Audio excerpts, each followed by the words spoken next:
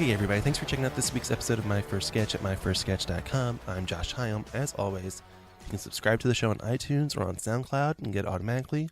You can catch the show on the Stitcher app as well. Like the podcast on Facebook at facebook.com/myfirstsketch. My email is josh@myfirstsketch.com. And follow me on Twitter at myfirstsketch. Today's guest is Christine Honey, currently a member of Cups and a Half and The Worst Generation. Her first sketch is a game show parody called Is She Tired or Not Wearing Makeup? Christine and I are reading multiple roles, so let's go to the sketch.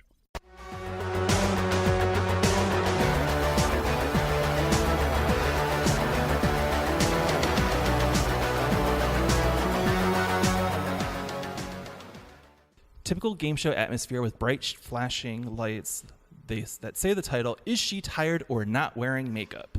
Our host enters. She's wearing a business suit and looks very professional and strong as she enters the stage. Hello, I'm your host, Sandra Deo Ginsburg, and here we are for another exciting episode of Is She Tired or Not Wearing Makeup? The game show where we test the perceptions of men and their ability to accurately discern women's appearances. Let's bring out today's contestant. Out walks a man in his late 20s, early 30s. He's wearing a plaid button-down shirt and looks as if he's trying his best to look casual, yet well-groomed. Hello there. State your name for the audience, please. Hey, my name is Michael Jason Stevenson, though my friends call me Mike, MJ, Stevenson, or Shotsky. Shotsky, can you explain that one? Yeah, I got it my freshman year of college after taking too many shots and taking off my clothes, except for my skis. Oh, the jocular pastimes of the American white male. Now tell us, Mike, tell us about yourself. I'm 28 years old, and I work as an analyst for a financial company. Went to Penn State, and I'm living in Manayong. I like beer. Been recently getting into, craftier stuff. I'm in a fantasy football league, too, but fucking Tom is kicking my ass. And No worries, Mike. We definitely get the picture. Let's get to the game. Today we are going to show you women who you interact with on a regular basis. The plot is simple. Determine if the woman is tired or if she is wearing makeup. Sound simple? I guess. What do I get if I win? Great of you to ask. The respect of all women. Wait, what? What about money? Let's bring out our first contestant. Out walks a woman in her mid-20s. She's dressed in business casual manner. She appears confidently, even smiling. Wonderful. Michael, can you tell the name of this woman and how you know each other? I've never met her before in my life. Are you kidding me, Mike? Seriously? I see you every day. Already off to a bad start. Mike, this is Stacy Corrigan. She works as UI designer at your company. Oh, you're Yogurt Girl. Excuse me? Yeah, me and the guys in data services call you Yogurt Girl because you eat yogurt all the time. I can't believe this. Well, Mike, considering you and your friends have seemingly reduced Stacy's identity to a particular food group, let's see if you can tell whether or not Stacy is tired or wearing makeup.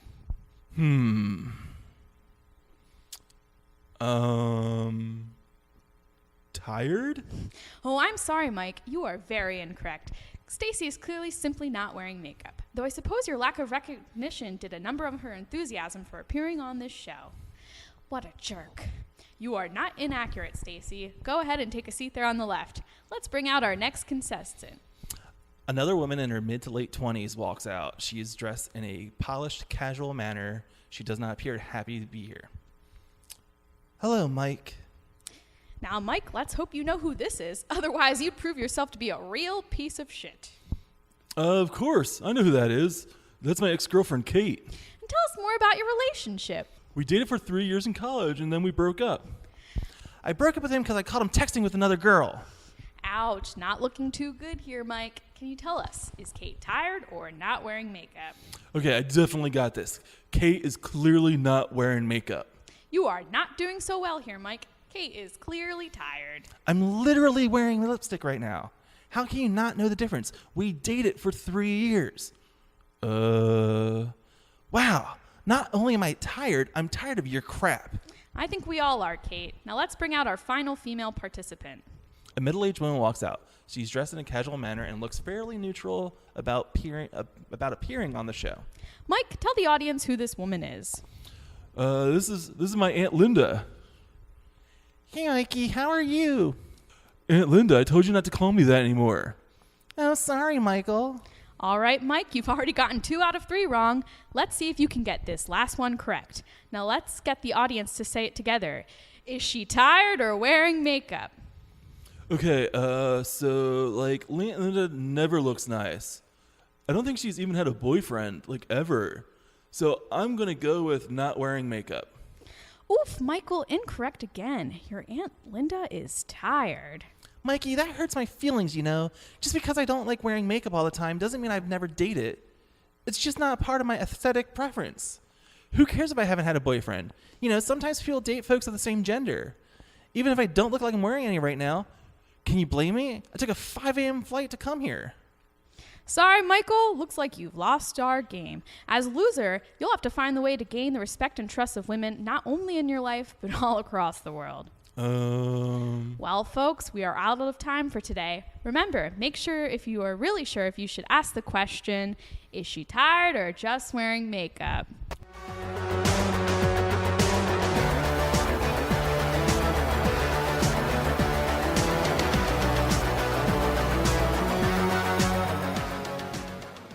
Cool. Hey, Christine. Hey, how are you? All right, so tell me about this sketch.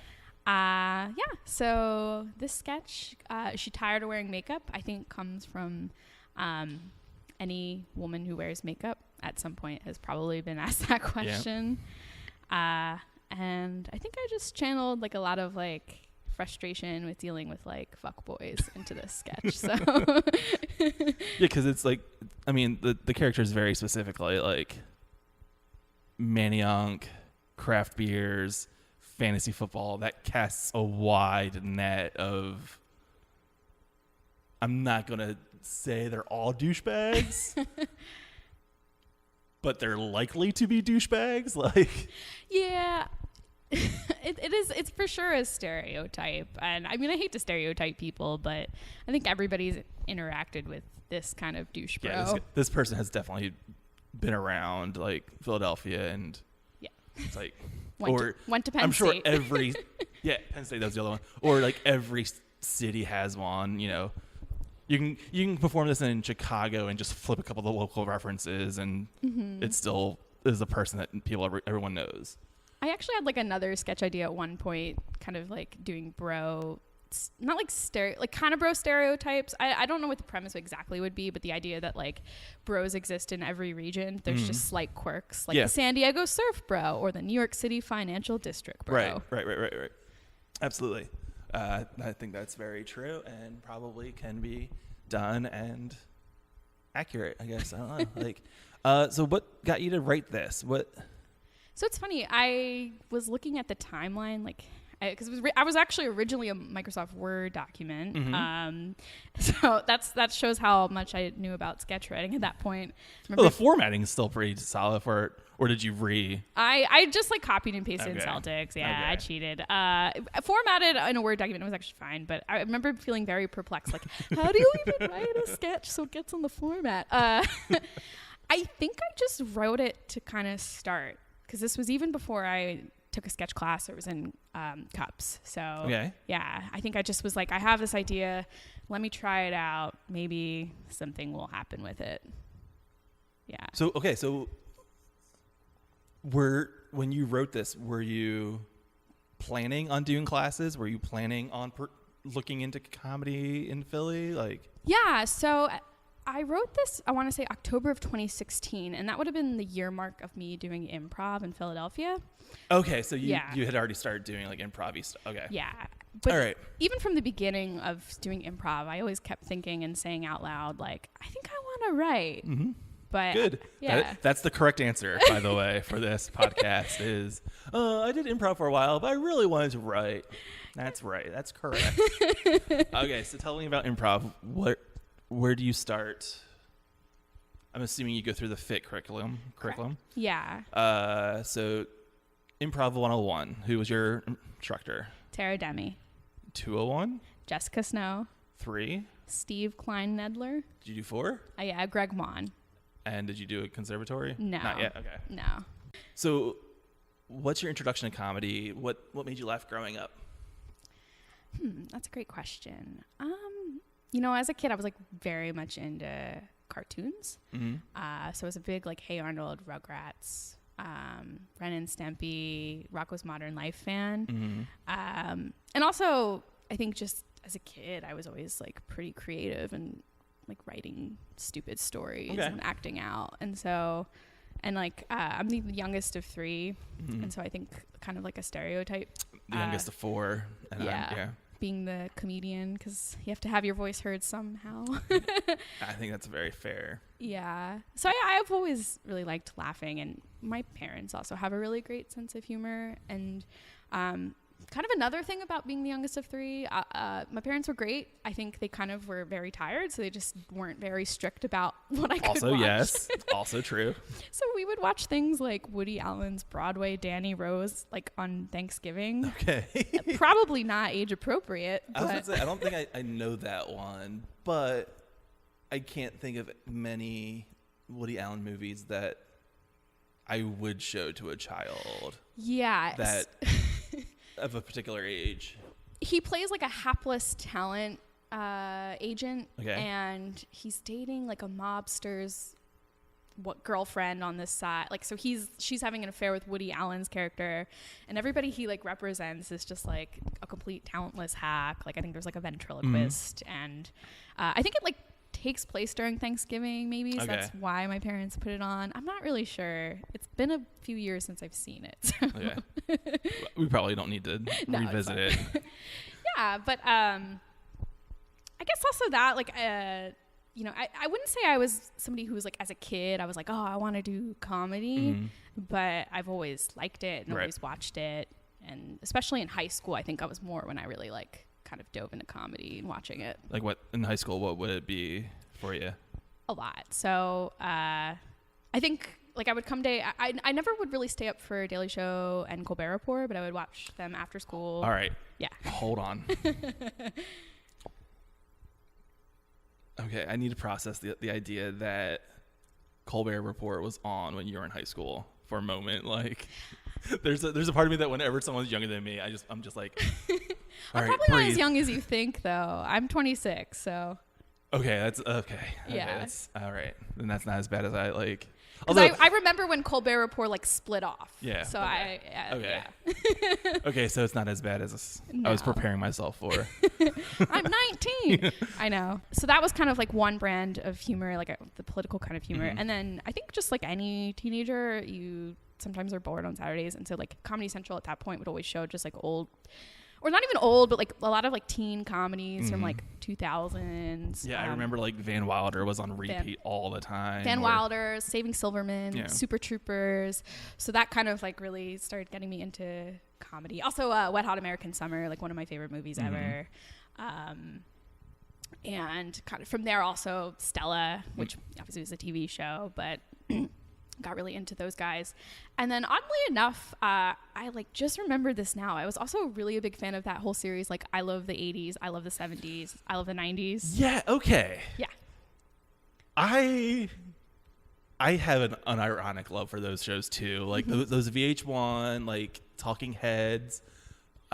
If they could, even the dumb ones, like the top 100 songs of the 80s, even those, I love those too. Me too. But it because of those shows, it introduced me to like a whole generation of comedians. So I'm actually quite grateful because they weren't taking it too seriously. Yeah, if you look back at a couple of them, like Patton Oswalt, Paul F. Tompkins is like Hal Sparks, Jesse Klein, like, you know, obviously like Michael Ian Black, like so from there I'm actually really appreciative of those series. Absolutely, and I kind of wish like VH1 would like bring them out of the mothballs every once in a while. Just be like, hey, you enjoyed these a while ago, let's do them again. I mean, now, gosh, the 2010s are almost over. Maybe they could do a reboot of the series. They did do the 2000s really close. Like I feel like they did like the first 5 years in like 2008, and then so they can totally, you know, come on, Michael Ian Black, get back in it. You can do it. Come on.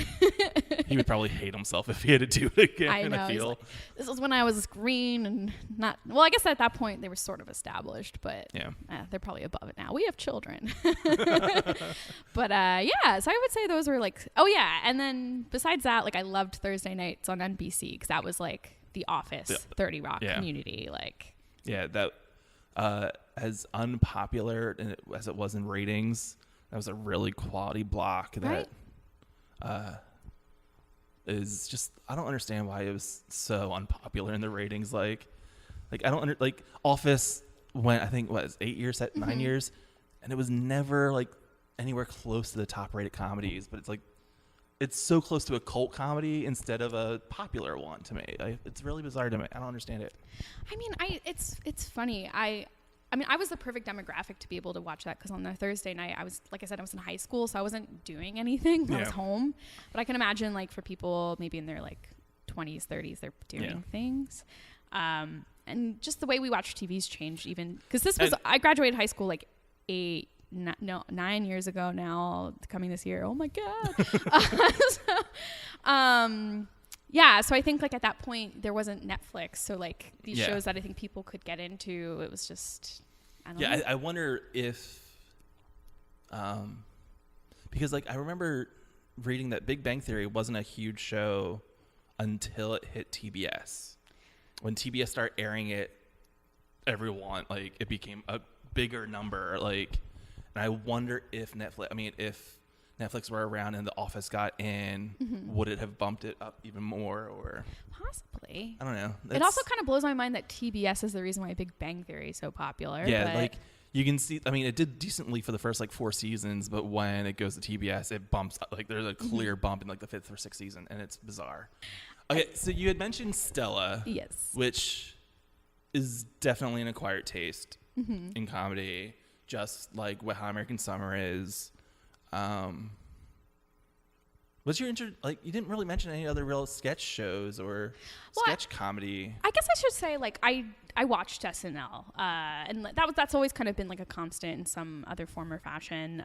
When did you get introduced to SNL? Like, what do you remember? Like, so I remember bits and pieces of it as like a kid being on Comedy Central, and so that would have been the era with, like, you know, Chris Farley, Adam Sandler, right? And then later on, like Will Ferrell, Anna Gasteyer. But I didn't really start like kind of watching it here and there until high school, and so that would have been the Andy Samberg, like Horatio Sands kind of years, Bill Hader, Chris Parnell, and then it wasn't really till college, and that would have been with the like inclusion of like Kristen Wiig, that I really like started to kind of like pay attention to it. Who's your favorite Saturday Night Live cast member all time? God, that's a really hard question. I don't know. There's a lot. There's a lot I like. You know, I do have a real soft spot for Bill Hader, just because I think he's a very versatile. He can be like the crazy weird character, but then also kind of be a good straight man. Yeah. But then I also have a soft spot for like Will Forte, because I think he can just be like balls to the walls weird. Yeah. And I notice with like comedy, I like weird characters like that. Like, for instance, in Seinfeld, like I love Kramer, and I think like that's a very specific type of humor. Like most people say like George.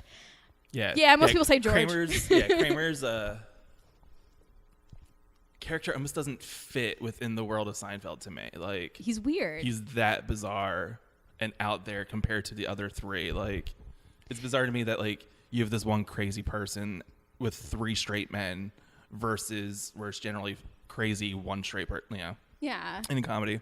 But I think it works because he just kind of adds this little pepper of like bizarreness that I think part of the reason why I think people like Seinfeld is because generally it was a fairly mundane show. And the situations, while they were heightened, they weren't so removed from reality. Like, you know, the episode where they go to the mall and they lose their car in the parking lot. Like, who hasn't done that? Or, you know, Chinese restaurant. The fact that the entire episode takes place in the waiting area of a Chinese restaurant. Like, in almost real time, like, which is so bizarre for a sitcom. Jerry breaking up with somebody because they're a close talker or any other reason.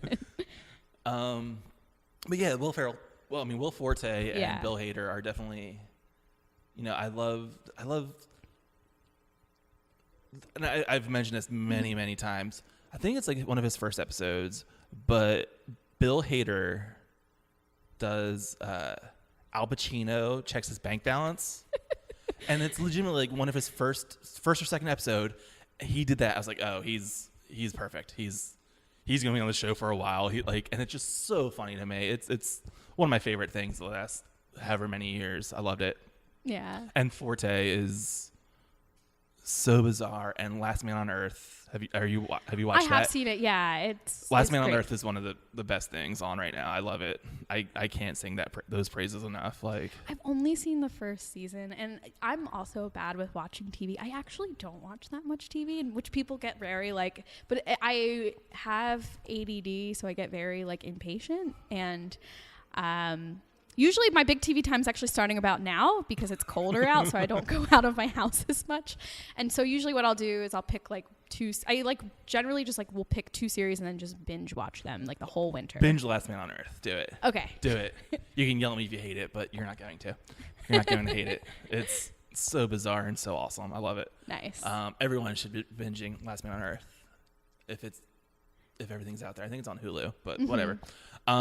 Okay, so you mentioned performing as a kid and like playing within the family. Did you perform at all in high school? Did you do any like plays or musicals or? Yeah. So when I was in high school, I did musical. My school only had musicals because it was a very small high school.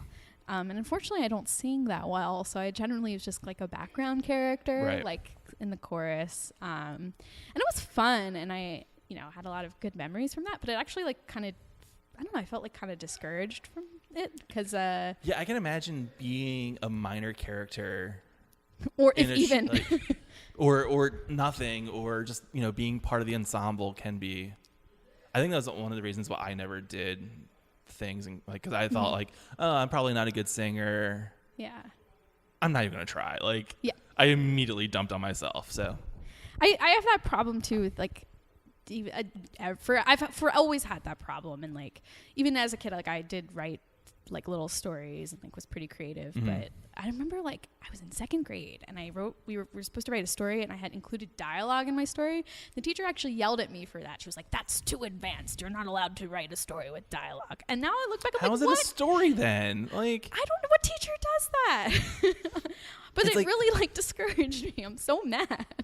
Yeah, like, how do you write a story without dialogue? Like, I don't understand that. It was like 3 kids, and they were like vampires. They were gonna like hunt them. Like I probably still have it somewhere, but yeah. So kind of through that, I mean, I don't want to sound like everything was terrible. It just even though I had these creative impulses, like I definitely like buried them pretty deeply by the time I finished high school. And so where do you get to taking improv classes?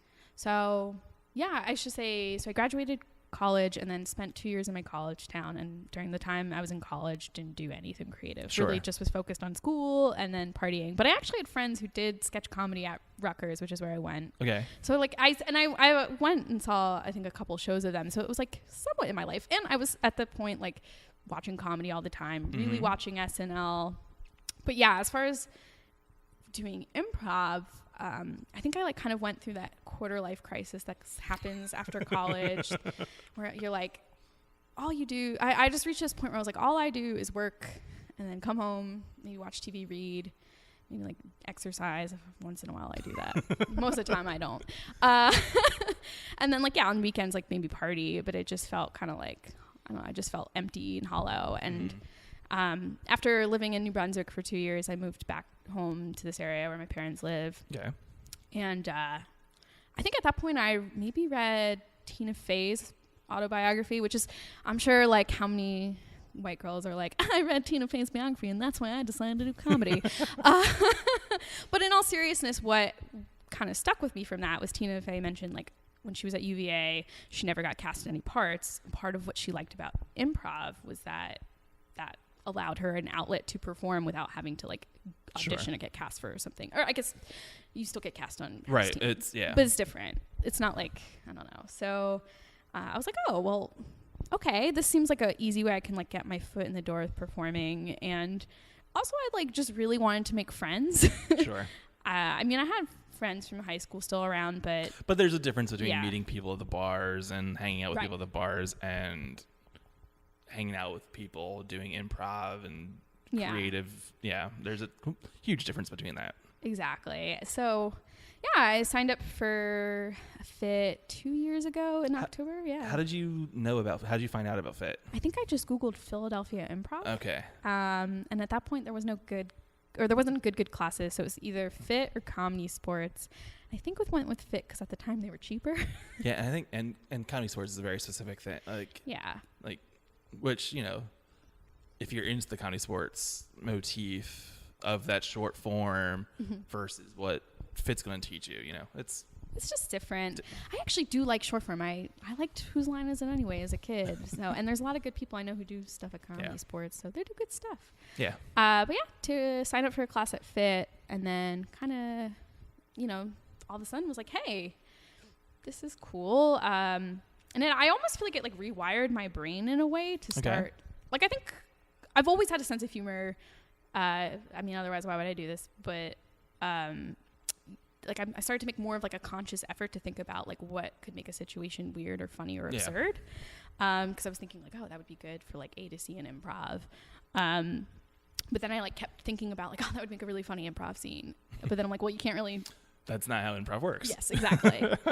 So I think that's where it was well, maybe I should start writing because I'm just generating these ideas.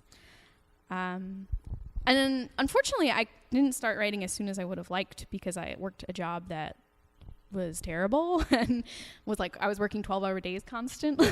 So I just barely had time to do this one hobby.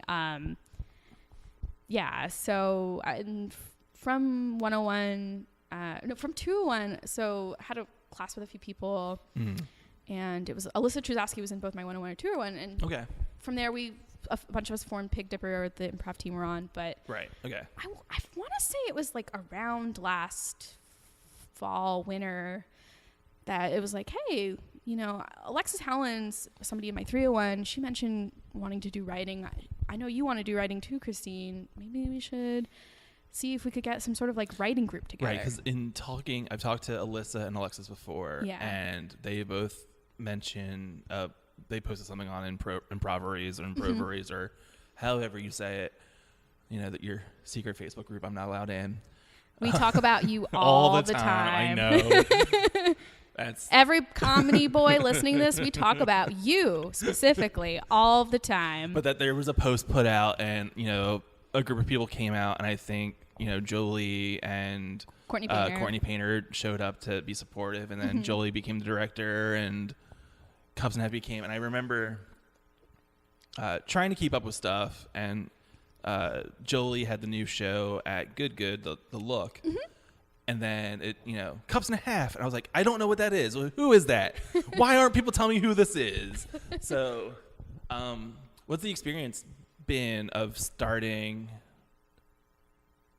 a sketch group like that? You said Alyssa and you were in improv classes together. Susanna and Ruthie, where are they? So Susanna was also in the same improv class with Alyssa and I, and also in Pig Dipper with us. And then Ruthie was the soul. Well, I guess I shouldn't say soul. It was Ruthie Iglesias and then Julia Owens, who I don't think she's on a sketch team, but I know she's I know she's things. Around. Yeah, she's great. Came to the meeting, and then I think Julia just at the time couldn't commit to being in a group, so that's kind of how it came together. But as far as forming it, it's been pretty natural. We don't really have that many guidelines to go off of except some guidance from Jolie, but I think we're all pretty supportive of each other. We were all starting at the same point, so it was just kind of there to succeed. Yeah. Something I like about it is, the writing we do, it's very collaborative. Somebody might come with drafts, but the feedback and guidance we give each other, I think we all take it very seriously. And I like writing that way. I think it makes you stronger, and I like collaborating. It probably makes me feel like a part of a group. Well, you are. There's 5, that is a group. No, I know. But I can imagine that there's somebody out there who's just I'm only doing this as a means to an end. Well, yeah, absolutely. Because I'm sure there's people out there that are I'm going to do this to get to my, Saturday Night Live and blah, blah, blah. What's the fun in that, though? If you get on Saturday Night Live, I'm sure that's fun. I guess. If you actually get it, it's cool. Yeah. We're not going to poo-poo on that right away. So fair enough. You guys do the Look, and then yes. I want to say you open for one of the Fit House teams. Dog Mountain. No, sorry. It's Like- not Dog Mountain. They're great. Goat Rodeo. Like I guess that was like early spring, late winter. Yeah. I think. And then you guys do Sketch Fest and Yeah. I believe there's Bechtel Test Fest was Bechtel before Test, that. right? Because that's when I talked to Alyssa. I think we did a show at the Treehouse. Mhm. And we did Charm City. Yeah. Yeah, and then now you've won Dirtiest Sketch on your first year in. So tell me about your Dirtiest Sketch. Should I explain what it is, or tell like how it was the genesis of it? You can explain as much of it as you want. All right, as you're fair. comfortable with. Yeah. So we thought about joining Dirtiest Sketch because we're like, this sounds fun. And I think that was like a very collaborative. Like, I think Susanna ultimately like wrote it, but I think Yeah. all of us were there to kind of like come up with the idea.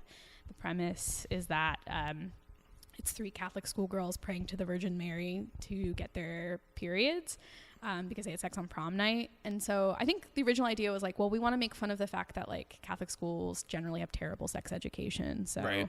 highlight that fact. And then to make it dirty and gross, have lots of fake blood. And then Yeah, because Alyssa Yeah. and I were working together on a sinker sketch. Mm-hmm. And I asked her I was like, are you guys doing Dirty Sketch? She was like, yeah, we signed up. I was like, okay, good. What are you guys doing? And she was like, we have this idea and it involves fake blood. I was like, okay, that's cool. Okay, good.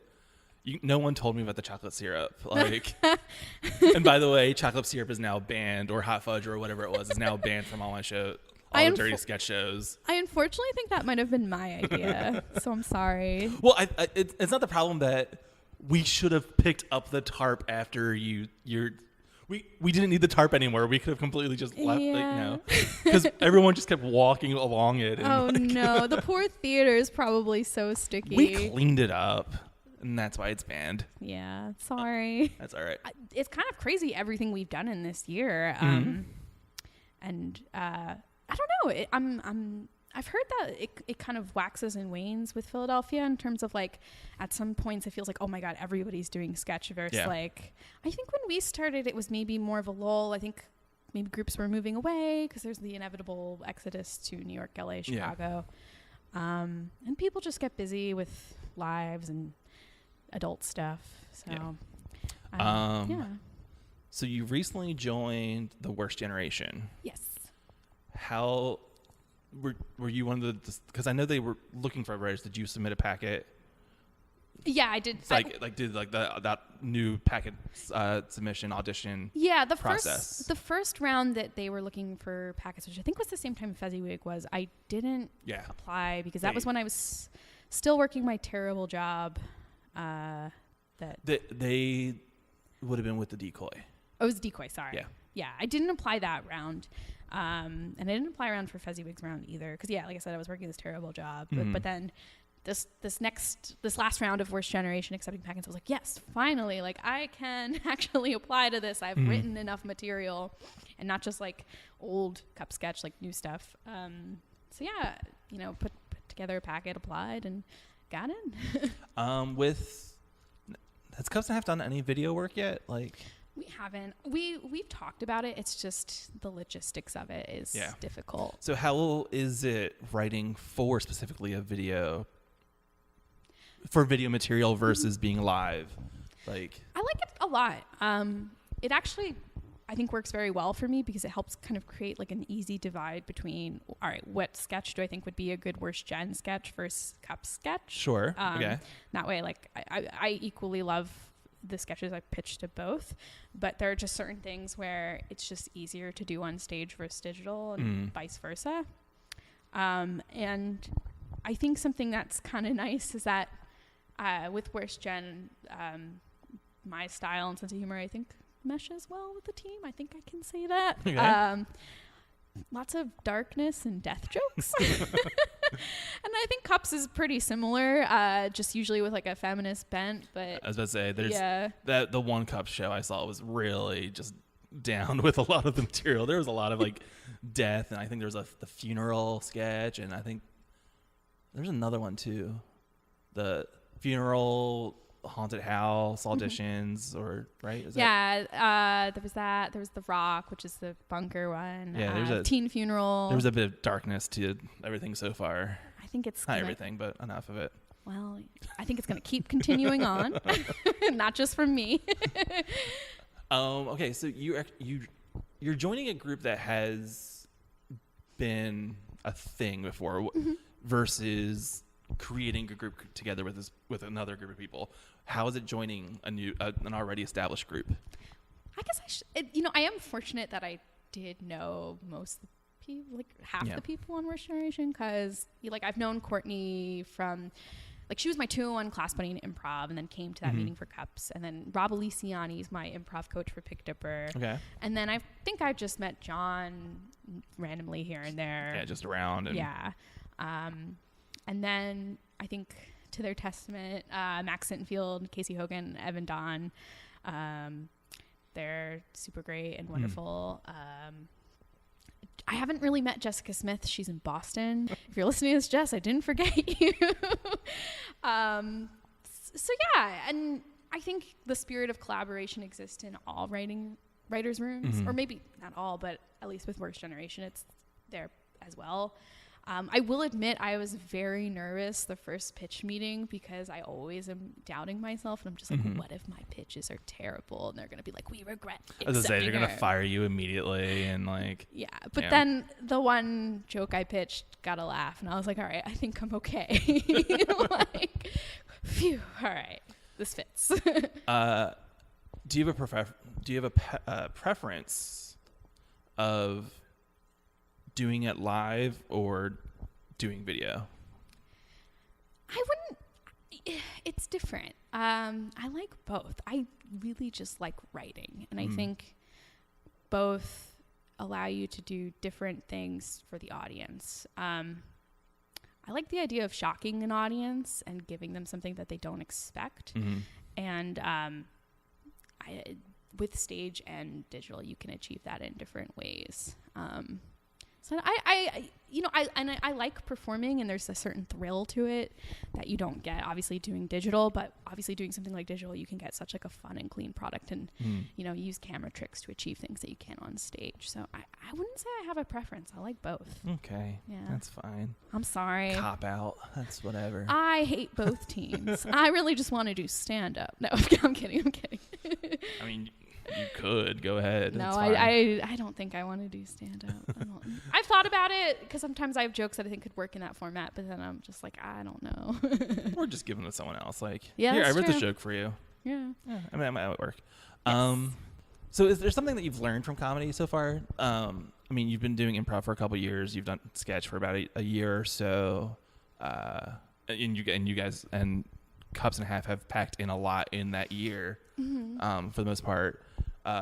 What's something you've learned about comedy, or something that comedy has taught you about life? That's a really great question.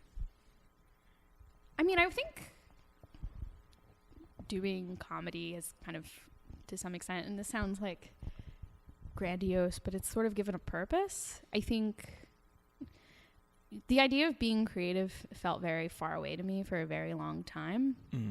I just felt that there were types of people that were creative people, and then kind of like everyone else. And I felt like I was sort of in that everyone else boat, where I was like, well, I don't know if I have anything to really offer or say. And kind of doing it, it's given me enough of a confidence to feel like, oh, like even if I'm not doing anything that's good, at least I'm doing it, and it gives me joy. And I think being creative and doing comedy kind of, I don't know, it allows me to sort of view the world with a lens that makes it more manageable. A lot of life, I think, is not very easy. There's a lot going on, not even just on a larger scale with politics and stuff, but just like your general day-to-day can be there's depressing. A lot of things that can be a bummer, and it's very easy for a good day to go bad.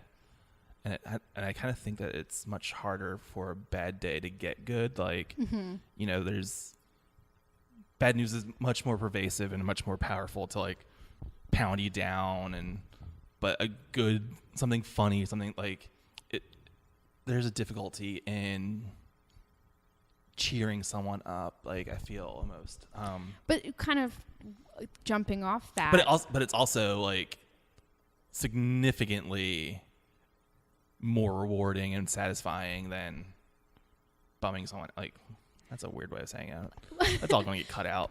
Well, oh man. Well, I could go into how we learned about catharsis and, you know, in my AP English class, and why people like reading things like Homer or not Homer, you know, Macbeth or whatnot. But no, but it's funny what you were saying, how it's harder to go from a bad day to a good day. I've found that comedy kind of lets me do that. Yeah. Because I have had terrible days where I'm just like, I fucking hate everything, and then I will go home and write or go to a cups practice or go to improv or even just see a show, and it instantly makes me feel better and gets me out of my head. So yeah, and I think it helps you kind of see the magic in day-to-day living. Weird stuff goes on all the time. You just have to pay attention to it. Yeah. I think when I start like seeing weird people doing weird things, instead of it letting me annoy me, there's a part of me that's sparking like, can I steal this for a character? Can this be a person for me? Like, let's watch him a little closer and see what's happening. Like, it's funny because I joke that I have resting nice face, and that also just for whatever reason, like the women in my family, we always kind of talk about how like people just talk to us like, I don't want to say crazy because that's not fair if somebody's like ill, but just absurd characters. They don't have to be mentally ill or anything. And so lately I've been kind of like leaning into that more than I think I would have used to for that reason. Where I like sometimes before practice at Worst Gen, I'll like sit in Rittenhouse just to get some fresh air.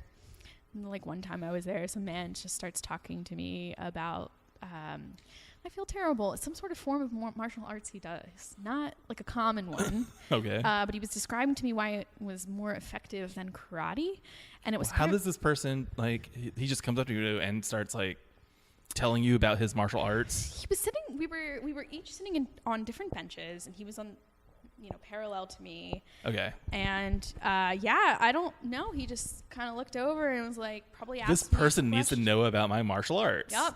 Probably asked me a question. I'm like, what time is it? Well, blah, blah. I know the martial arts he does started by a woman, apparently. Okay. He also gave me 2 coupons for a gym in Center City. So it's probably, he was saying that he goes to that gym and he just gets referral bonuses. Right. So, gave me that. But before comedy, that probably would have still happened. But now I'm just. You're not embracing it, but you're embracing the possibilities of that person after, like, because that's a weird thing. And oh yeah, he had a rat tail. So you knew he was a character, but he was really nice. I think he lives in Germantown. He takes his girlfriend. Whenever you see a rat tail in 2017, you just know it's gonna be a good time. Like, it's either a character like that or somebody who's like super alternative punk. And I feel like the super alternative punks don't happen as much for me, at least for me. They probably wouldn't randomly start talking to me. Right. And then, you mentioned it a little bit in that answer, but why do you do it? Why I do comedy? Yeah. Oh man. As opposed to, like why I write fiction, like instead of writing a novel or like joining a bowling league or some other way of spending 2 nights a week or 3 nights a week or however. This isn't a 2 nights, 3 nights a week thing, Josh. This is a lifestyle. No, I'm kidding. Well, I always talk. I often mention hobby as a thing because this isn't your career. This isn't your job. This is a hobby for better or worse. Yeah. And I think that's a positive thing. I think that's a positive connotation of the word hobby because I don't think other people have that. I very much do that. Like, this is how I choose to spend my free time, like, versus joining a bowling league or video games or some awful thing that just doesn't sound good to me. Like, so why comedy as your free time? I think like a lot of people, maybe not a lot, like I think comedy definitely attracts people who maybe are somewhat like sad.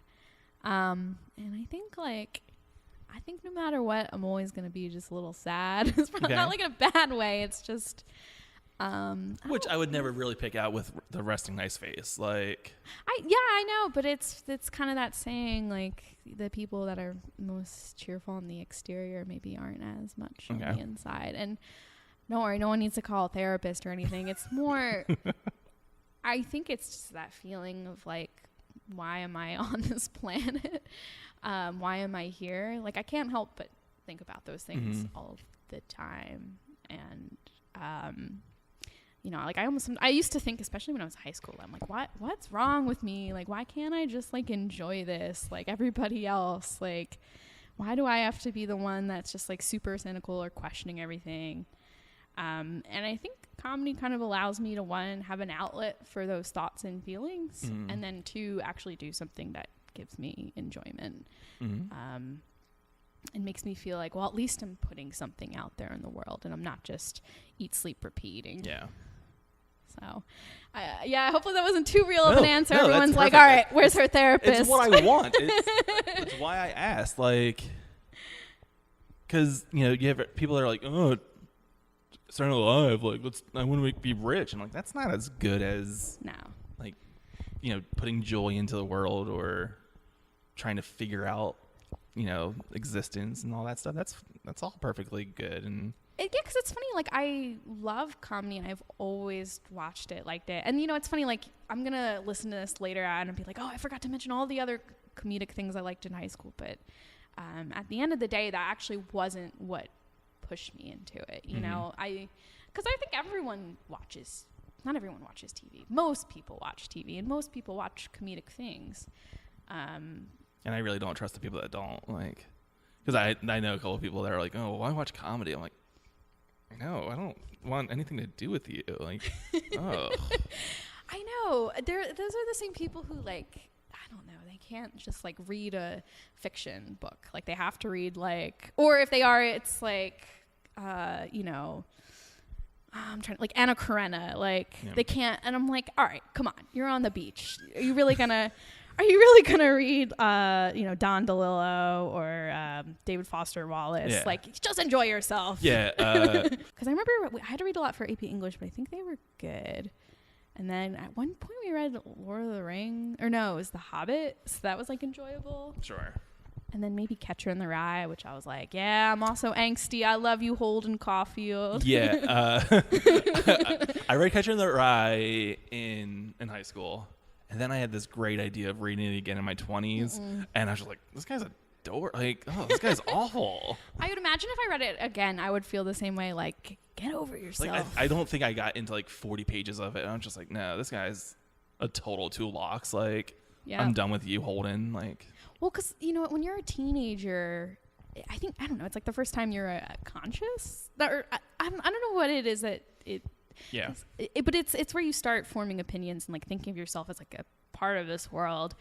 But I think because it's your first time, like, you assume, and I think in general as people, we take experiences and process them and then think, well, that's probably true. I mean, I'm not going to get into it, but I'm like, I think we've also entered like a post-truth society because now people can just read fake news and believe what they want. Well, anyways, that's a whole other thing. Yeah. Sorry, I ramble.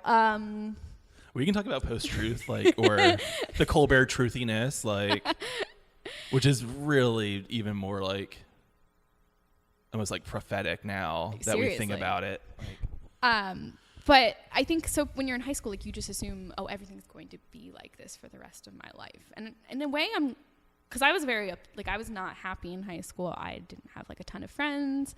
I felt very like isolated and alone being in this building. And I was just like, oh, like, just get me out of here. I just want to be independent and free. And because of that, though, like, I just assumed that the hierarchies that exist in high school would exist for the rest of my life. And then I went to college and like made friends and was like, whoa, like, there are cool people out here. And so I think Holden Caulfield just needed to go to school. Yeah. Yeah. Catcher in Rye is definitely a high school book that never has to ever see the light outside of high school. Thanks, Christine.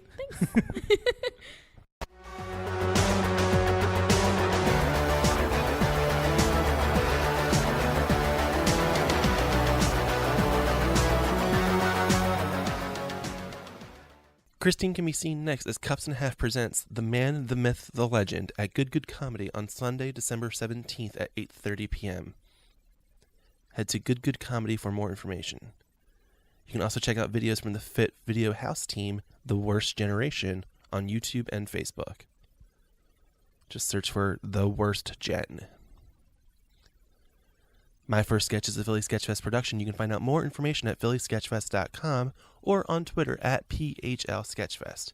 Also, for more information about comedy in Philly, head to watercooler.com. The music on this episode is by the band No, which you can check out at nonoband.bandcamp.com. And you can like My First Sketch on Facebook. This is Josh Hyam. Thanks for listening. Go see some comedy.